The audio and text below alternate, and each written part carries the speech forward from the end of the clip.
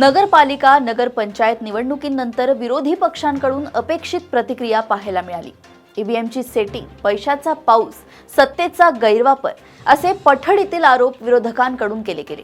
परंतु या निवडणुकीसाठी महायुतीच्या नेत्यांनी केलेले परिश्रम आणि त्या तुलनेत महाविकास आघाडीच्या नेत्यांचे कष्ट याची तुलना केली तर विजयातील फरकाचे मर्म लक्षात येते। ही निवडणूक स्थानिक कार्यकर्त्यांची असते। या कार्यकर्त्यांना पक्षासाठी केलेल्या कष्टाचे चीज व्हावे असे वाटत असते। विधानसभा आणि लोकसभा निवडणुकीत ज्या नेत्यांसाठी आपण कष्ट केले, घाम गाळला, त्यांनी या निवडणुकीत आपल्यासाठी थोडे कष्ट घ्यावे, 2-4 सभा घ्याव्या, प्रचार करावा अशी अपेक्षा या कार्यकर्त्यांना असते।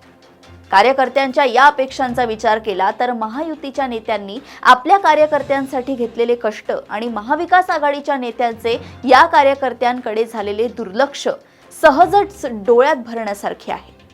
भाजपचे मुख्यमंत्र्यांसह सगळेच बडे नेते या निवडणुकीत पायाला भिंगरी लागल्यासारखे फिरत होते। त्या भागातील मंत्र्यांकडे, बड्या नेत्यांकडे भाजपने तिथल्या निवडणुकीची जबाबदारी दिली होती। स्वतः मुख्यमंत्र्यांनी राज्यात सर्वाधिक सभा घेतल्या। एकनाथ शिंदे देखील सतत प्रचार दौऱ्यावर होते। अजित पवारांनीही प्रचारात कुठलीही कसर राहू दिली नाही। आपल्या कार्यकर्त्यांना बळ देण्यासाठी, त्यांच्या पाठीशी आपण आहोत हे दाखवून देण्यासाठी हे तिन्ही नेते शक्य तितके प्रयत्न करत होते।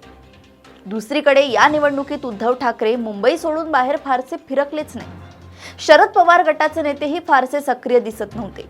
काँग्रेसच्या नेत्यांनी काही प्रमाणात कष्ट घेतले। आपापल्या प्रभाव क्षेत्रात काँग्रेसच्या नेत्यांनी मेहनत घेतल्याचं दिसून येतं। त्यामुळे काँग्रेसला तुलनेत समाधानकारक जागा मिळाल्या।